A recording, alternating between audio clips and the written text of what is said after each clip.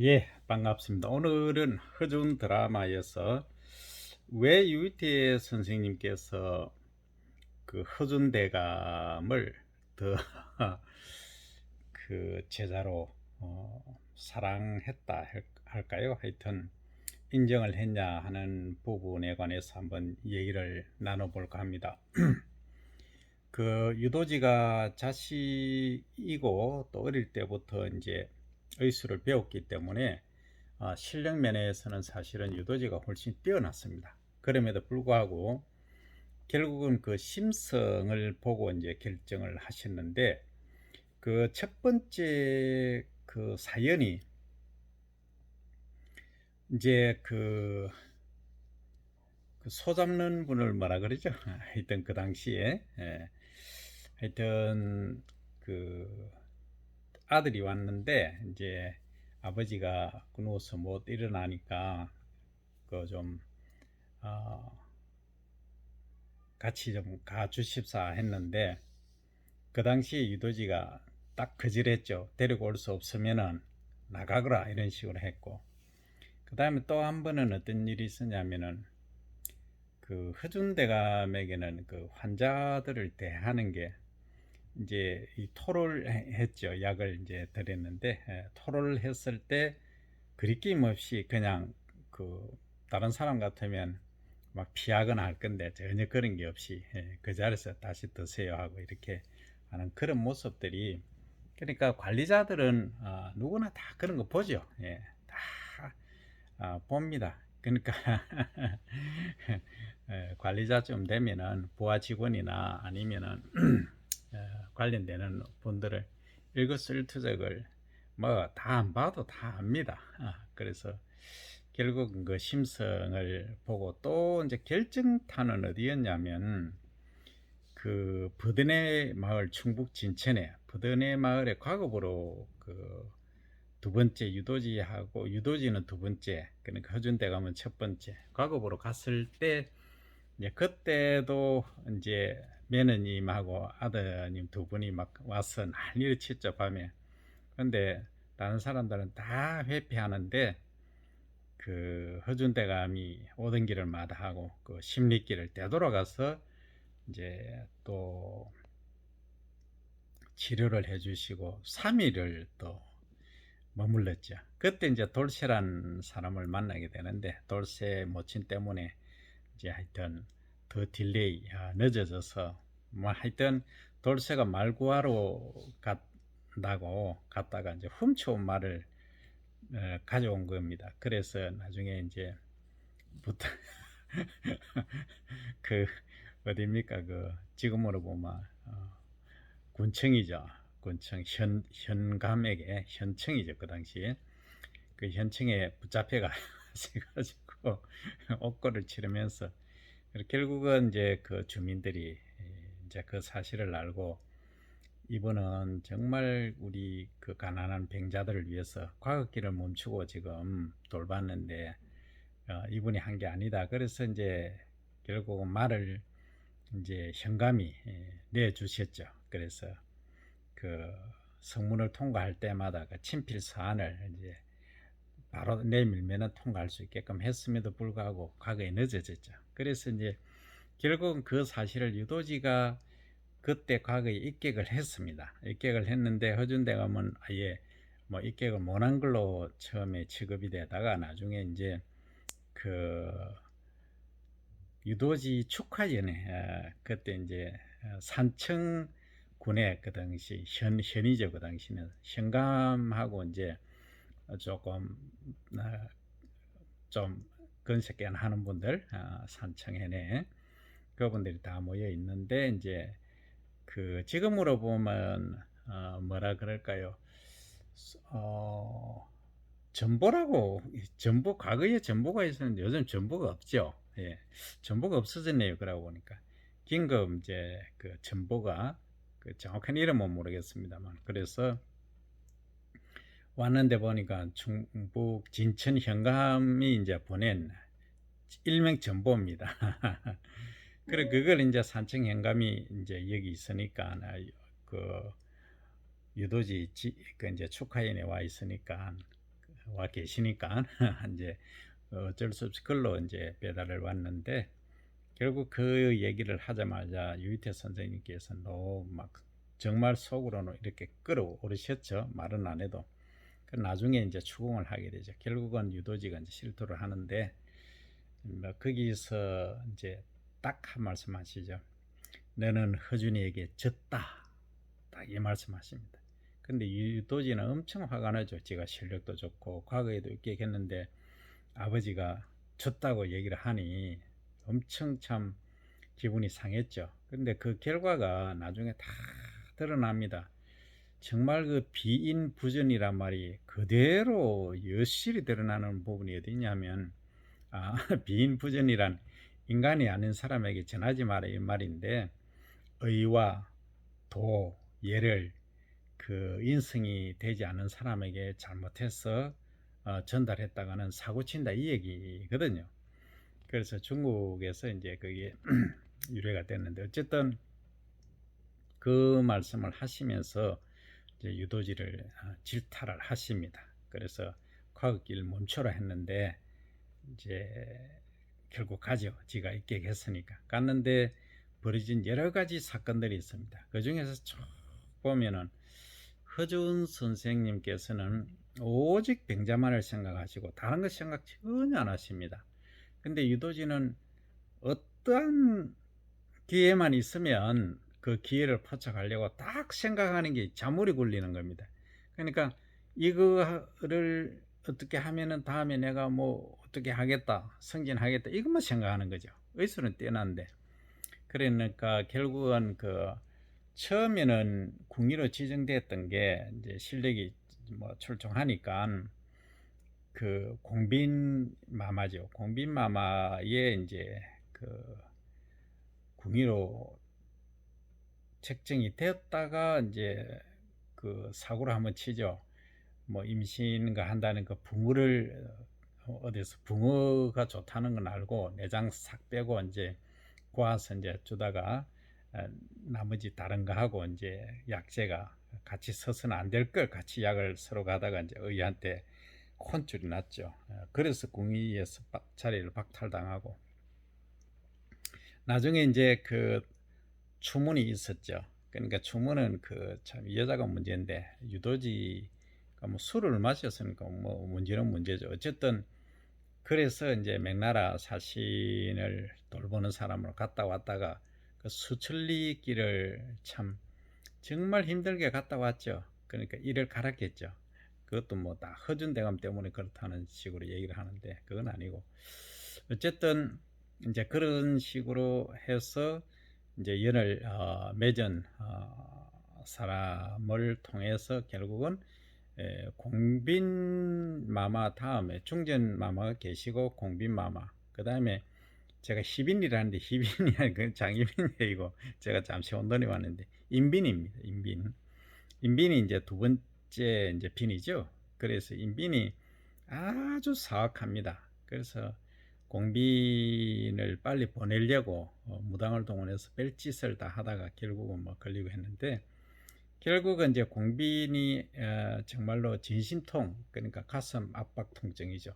그 진심통은 일반적으로 소약향으로 현기통기하고 뭐 이런 얘기를 합니다. 저는 그 전문가가 아닙니다. 그래서 이제 일반적으로 약재로 이렇게 하는데, 급할 때 아주 위중할 때는 그걸 심수열에 이제 침을 놓고 심수에 뜸을 뜨고 그 전에 이제 여기 등 쪽에 이제 침을 넣지, 장침을 넣고 그 다음에 심수에 뜸을 뜨고 이런 식으로 이제 현기통기하는 그런 방법으로 이제, 그러니까 응급처치죠.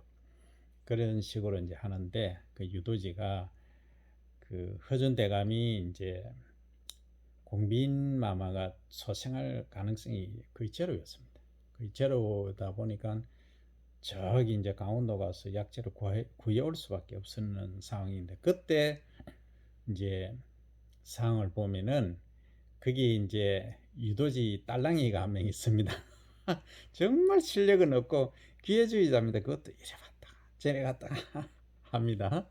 이름이 뭐 그 이름을 기억할 필요도 없지만, 그리고 이 친구가 이제 그 이 친구한테 맡겨놓고 이제 그 갔는데 결국은 의의도 그때 없었고 했는데 그 주위에 그 기회주의자들 보면 다 똑같습니다. 뭐 판관이고 뭐시고 보면 그래서 공비인이 이제 위험하다 막 진짜 정말 위급하다 하니까 아무도 안 갑니다. 내가 궁의가 아닌데 왜 가냐고 이런 식입니다. 그런 걸 보면 요즘 참 적극 행정 얘기가 나옵니다만 참 이 얘기가 나왔으니까 공무원들도 좀 적극 행정에 대한 부분을 한번 고려를 해야 됩니다. 이게 참 다 뭡니까 이 책임 소재가 있으니까 전부 몸을 너무 사리다 보니까 일이 참 이 적극 행정이 잘 안 되거든요. 그래 이런 부분은 좀 개선을 해야 되는데 하여튼 그 당시에도 그랬습니다. 어쨌든 그래서 이제 그 부분을 보면은 그 허준 대감하고 유도지하고의 차이. 유도지는 공빈마마는 지는 해고 인비는 완전히 떠오른 태양입니다. 떠오르는 게 아니고 그만큼 선조가 이제 공빈을 처음에 좋아했다가 이제 아들 둘을 왕자 둘을 낳았죠. 광해군하고 임해군. 임해군이 형님이죠. 광해군이 둘째인데 그 나중에 명나라가 이제 그 침공했을 때 인빈이 명나라가 아니고 그 일본이거나 일본군이 침입했을 때 이제 피난하다가 그 임해군은 사로잡혔죠. 그래서 포로가 되었습니다. 그래서 생사를 길이 없었고 그 광해군은 결국 끝까지 지키다가 이제 결국은 이제 허준대감하고 평양성까지 이제 가서 사수를 했죠. 나중에 이제 살아남았는데 그래서 나중에 이제 왕이 되죠. 선조의 뒤를 이어서 어쨌든 그래서 거의 한 20년 가까이 그 왕의 직위에 뭐 올랐는데 하여튼 조금 다른 얘기도 있습니다만 어쨌든 오늘은 그 유도지와 허준대감의 차이점 결국은 그겁니다. 심이냐 아니면 기회주의자냐. 그러니까 허준대감은 그 기회주의는 절대 없습니다. 오직 환자만 보고 그것도 어려운 좀 힘든 곳에서 그렇게 이제 역할을 하시려고 하고 또 하셨고 그러니까 유도지는 어떻게 하든지 권력이 있는 쪽에 붙어서 거기에 자기 실력을 발휘하려고 했던 그래서 결국은 맨 마지막에 이제 임빈이 그러지 않습니까? 그 임진왜란 때입니다. 저 아까 이제 명나라가 임진왜란 때 일본 놈들이 쳐들어왔죠. 이 못된 놈의 새끼들이. 여기 해도 됩니다. 그 당시 일이니까 왜 남의 나라를 침공합니까? 하여튼 길 비켜달라는 명분. 하여튼 정말 못된 짓 많이 했죠. 그래서 이제 평양성으로 가고 하는데 이때도 유도지가 완전히 허준대감을 음해를 합니다. 이게 뭐 안 왔다고 고의적으로 그게 아니고 책자 챙기고 거기에 일부 이제 핵심적인 것들을 챙겨 가려고 하다가 보니까 늦어져서 임금을 수행을 못했거든요.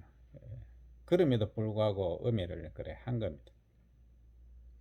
어쨌든 이제 인빈이 결국은 선조도 아주 좀 그러니까 조선 우리 역사에 아주 최하위 왕 뭐 탑 5 안에 들지 않겠습니까?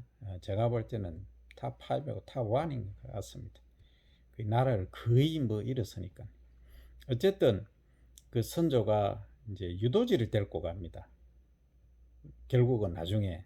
그러니까 처음에는 이제 허준대감을 뭐 임명해서 허준대감이 의식이 원체 뛰어나니까 모시고 가기로 했는데 그 이제 막 그 불이 나고 난리가 났거든요 성에. 그러다 보니까 이제 의학 서적은 반드시 챙겨야 되는 그 책무도 있고 또 사료 가치도 있고 앞으로 더 중요하기 때문에 허준대감은 그거 챙긴다고 늦었거든요. 그런데 그걸 음해를 이제 했는데 결국은 풍토병을 모르고 임해군이고 그 인빈의 그 아들이 있습니다. 그 인빈의 아들을 낳기까지 유도지가 지극정성을 했거든요. 그 속에 사연이 또 많이 있는데 하나 딱 얘기하면은 하나만 말씀드리면 그게 이제 인빈이 이제 임신하는데도 유도지가 가진 보약, 그 다음에 또 아들 뭐 그거는 뭐 비방이죠. 그래서 엄마가 그때서야 합니다. 그때서야 이 얘기를 하거든요. 내가 죽음 문턱까지 가보니까 이제 느꼈는데 다 세상사 출세 그런 게 다 부질없는 짓이더라. 유도지한테 한마디 합니다. 그리고 나서 나중에 이제 절로 가죠. 그러니까 내가 세상을 잘못 살았다. 그 정말 결국은 제가 그 뒤에 말은 안 하는데 그 유이태 선생님 자기 남편에 대한 정말 그분이 위대한 분이구나 하는 걸 이제 그때서야 알게 되죠. 그래서 그 명복을 빌어주기 위해서 이제 친정에 있는 절로 이제 가시는 거죠.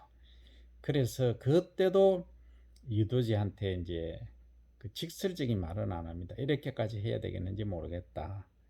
그러나 잘 생각해라. 이 말을 하고 나중에 가시기 전에 어떤 이제 허준대감에게 어떤 말씀을 이제 하시냐면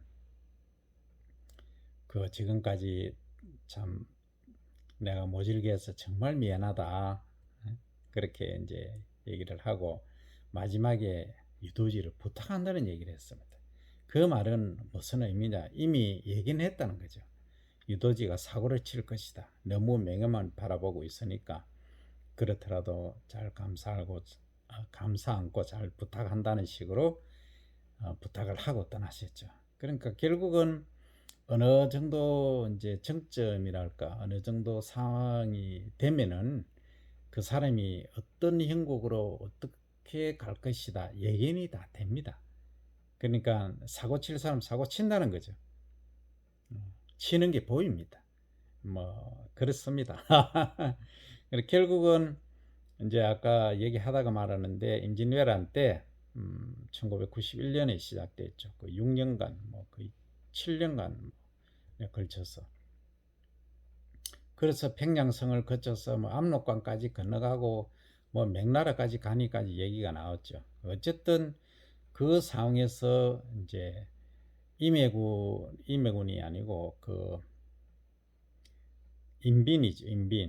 인빈이 낳은 이제 아들이 아주 선조가 총애했습니다. 아주 막내 아들이니까 좋아했는데 이 풍토병에 걸린 걸 모르고 유도지가 결국은 뭐 가도 된다 해서 그 결국은 행위를 진행을 하다가 어, 갔지 않습니까? 그 이후로 유도지는 사형에 처해질 위기에 있었는데 이때 이제 허준 선생님이 또 늦게 도착을 하셨어요. 그러니까 보니까 막 책자도 들고 오고 약재도 들고 오고 이렇게 된 겁니다. 그래서 늦었죠. 이제 그렇게 그 상황에서 이제 선주는 의식을 잃고 병에 걸려서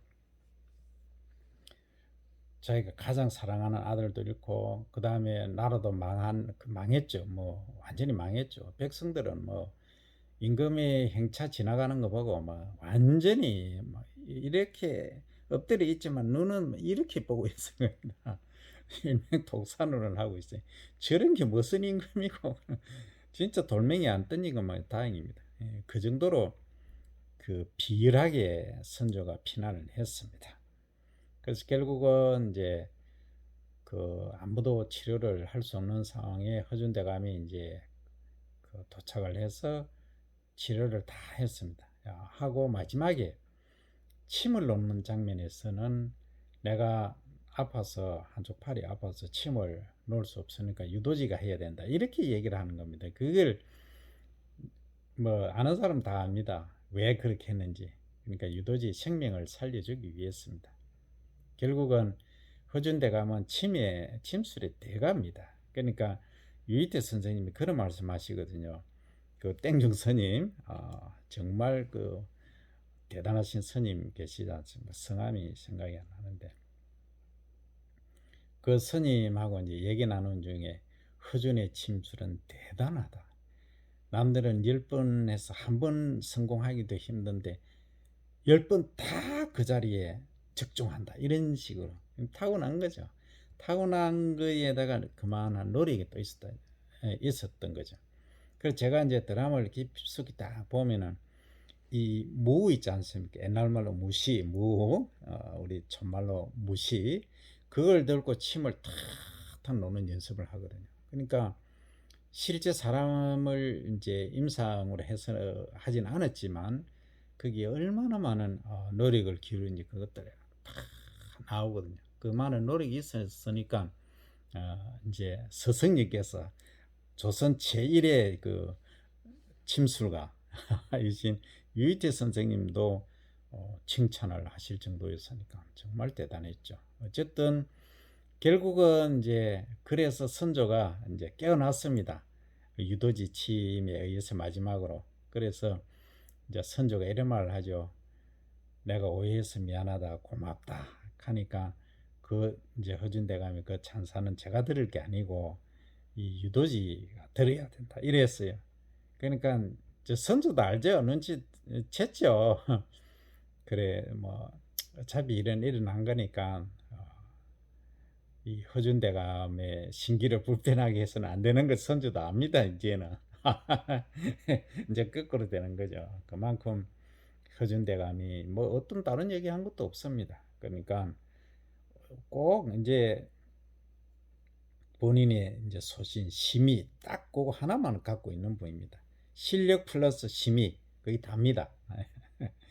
그러니까 아무도 함부로 할 수 없었죠. 그래서 이제 선조가 그럽니다. 내가 허의원에 이런 각별한 부탁이 있으니 나 처음에는 이를 극형에 처하려고 했는데 용서하겠다. 딱 그럽니다. 그러니까 유도지가 눈물을 흘리죠. 그래 바깥에 이제 나오면서 무릎을 탁 꿇죠. 허준대감한테 무릎을 꿇으면서 지가 엄해하고 지금까지 했던 거 다 그런 거 지가 했다고 이제 실토를 하죠. 그 허준대감도 무릎을 같이 꿇으면서 얘기를 하죠. 우리가 헛된 것으로 너무 시간과 노력이죠. 너무 낭비했던 것 같다. 그래서 이제 둘이 손을 맞잡고 일어서죠. 일어서면서 나중에는 유도지가 어떤 그 주변의 그 권력들이 참 그렇더라고요. 하여튼 별일들이 다 있었는데 거기 유혹되지 않고 현혹되지 않고 허준대감을 딱 받들면서 의의로 받들면서 이제 동의보감 책자를 완성하는 데까지 거의 많이 도왔죠. 그러니까 결국은 하나가 되긴 되었습니다만 그 심이라는 그 심성을 가진 분과 가지지 못한 사람의 차이는 그것이다 이렇게 봅니다. 결국은 그 유희태 선생님이 정말로 대단한 위대한 분이구나 하는 것을 알 수 있습니다. 그리고 비인부전이란 말을 그리고 심이란 말씀을 오늘 여기서 드리면서 클로징 하겠습니다. 감사합니다.